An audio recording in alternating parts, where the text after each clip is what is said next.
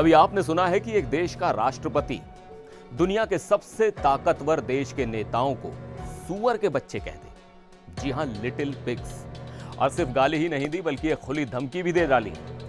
Vladimir Putin ने साफ कह दिया है, या तो टेबल पर आकर बात मानो और हमारी शर्तें मान लो, वरना हम वो सब कुछ जंग के मैदान में हासिल करेंगे जो हमारा है।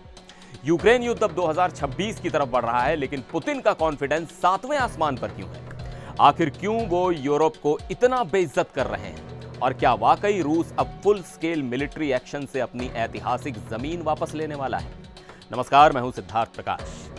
आज के वीडियो में हम डीप डाइव करेंगे पुतिन के इस भयंकर बयान में और समझेंगे कि आखिर रूस के रक्षा मंत्रालय की उस मीटिंग में क्या खिचड़ी पकी है जिससे पूरी दुनिया टेंशन में है। डिप्लोमेसी में शब्दों का चयन बहुत मायने रखता है, लेकिन जब पुतिन एनुअल डिफेंस मिनिस्ट्री की मीटिंग में बोले तो डिप्लोमेसी खिड़की से बाहर कूद गई। पुतिन ने यूरोपियन लीडर्स के लिए एक शब्द का इस्तेमाल किया, शोट्स। आसान भाषा में कहें तो सुअर के बच्चे या यंग पिग्स। पुतिन ने कहा, Europe's little pigs immediately joined the previous American administration. यानी पुतिन का आरोप है कि जब अमेरिका में बाइडेन की सरकार थी तब यूरोपियन नेताओं ने बिना अपना दिमाग लगाए अमेरिका की हां में हां मिलाई। पुतिन का कहना है कि इन नेताओं को लगा था कि वो रूस के टुकड़े होने पर फायदा उठाएंगे, प्रॉफिट कमाएंगे।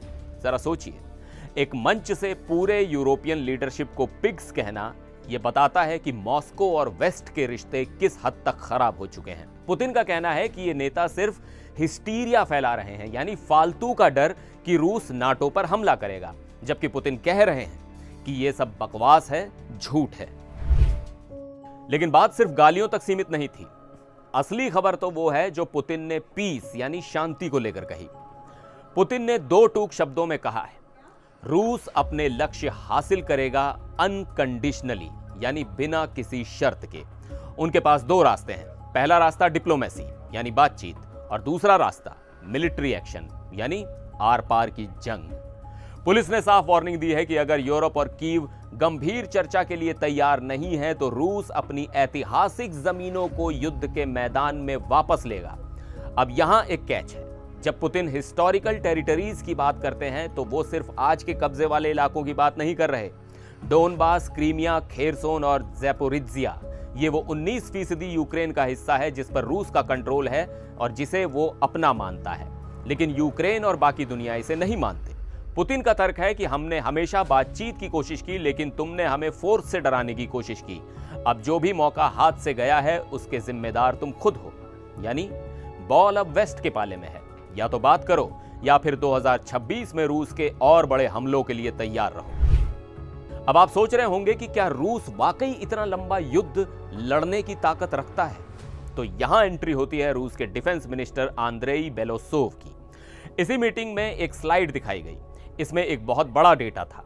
रूस 2025 में अपनी जीडीपी का 5.1% सिर्फ युद्ध पर खर्च कर रहा है।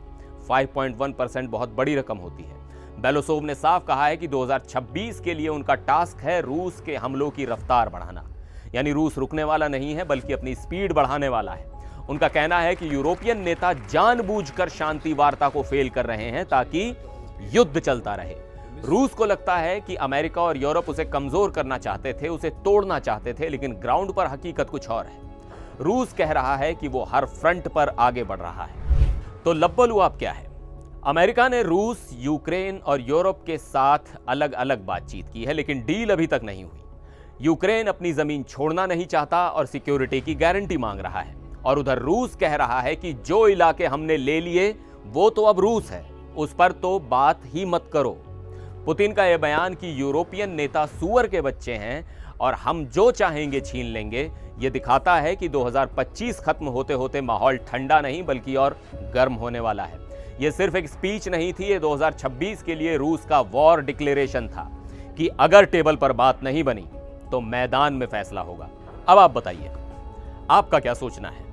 क्या यूरोप वाकई अमेरिका के पीछे आंख मूंद कर चल रहा है जैसा पुतिन कह रहे हैं, या फिर पुतिन अपनी आक्रामकता को सही ठहराने के लिए ये सब बोल रहे हैं? कमेंट बॉक्स में अपनी राय जरूर लिखिएगा। फिर मिलेंगे एक और वीडियो में। देखते रहिए एनडीटीवी इंडिया।